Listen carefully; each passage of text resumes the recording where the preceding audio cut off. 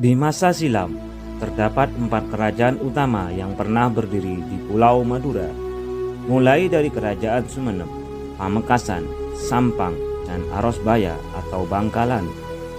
Dilihat dari sumber-sumber sejarah, Sumenep tampaknya merupakan kerajaan tertua yang berdiri di Pulau Garam ini.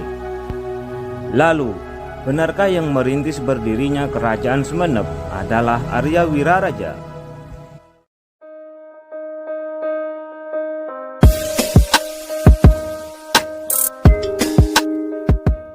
Pada tahun 1975 di daerah Kediri ditemukan sebuah piagam atau prasasti yang kemudian dikenal dengan Piagam Mula Malurung.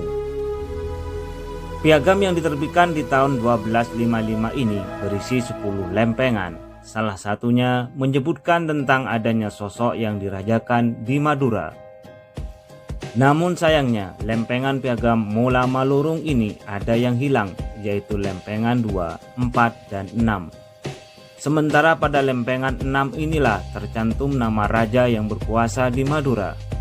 Karena itu, kita tidak mengetahui siapa nama raja di Madura tersebut kecuali gelar yang disandang, yaitu Rakrian Kulub Kuda. Ia disebut masih merupakan ipar dari Nararia Seminingrat. Agus Sunyoto dalam bukunya Atlas Wali Songo menyatakan bahwa penugasan Arya Wiraraja sebagai Adipati Sumenep oleh Prabu Kertanegara pada tahun 1269, maka dengan sendirinya telah menggeser posisi Rakyan Kulub Kuda sebagai raja di Madura. Artinya Arya Wiraraja sebenarnya bukanlah orang pertama yang berkuasa di Sumenep. Informasi yang muncul dalam Piagam Mula Malurung tentu saja sangat menarik karena memberikan informasi baru yang cukup menyegarkan, yaitu telah adanya sosok yang berkuasa di Madura sebelum kedatangan Arya Wiraraja. Hal ini tentunya menimbulkan pertanyaan, apakah Keraton Sumenep memang dirintis oleh Arya Wiraraja sebagaimana yang diyakini selama ini, ataukah justru tidak? Meskipun demikian, terdapat perbedaan penting antara Rakyan Kulub Kuda dan Arya Wiraraja ketika memerintah Madura.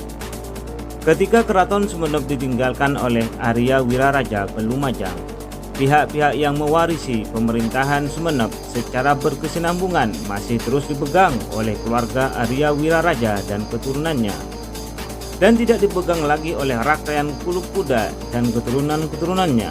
Dengan kata lain, keberadaan Rakyan Kulub Kuda sebagai penguasa sebelumnya, ia tidak lebih hanya sebagai raja bawahan. Sementara ketika Arya Wiraraja memerintah, Sumenep berkembang menjadi kekuasaan yang mandiri dari induknya di tanah Jawa. Untuk mengetahui lebih mendalam, tentu memerlukan penggalian dan pendalaman sumber-sumber sejarah. Satu hal yang sangat berharga, Piagam Mula Malurung telah menambah hasanah pengetahuan tentang sejarah Madura dan wilayah Sumenep khususnya.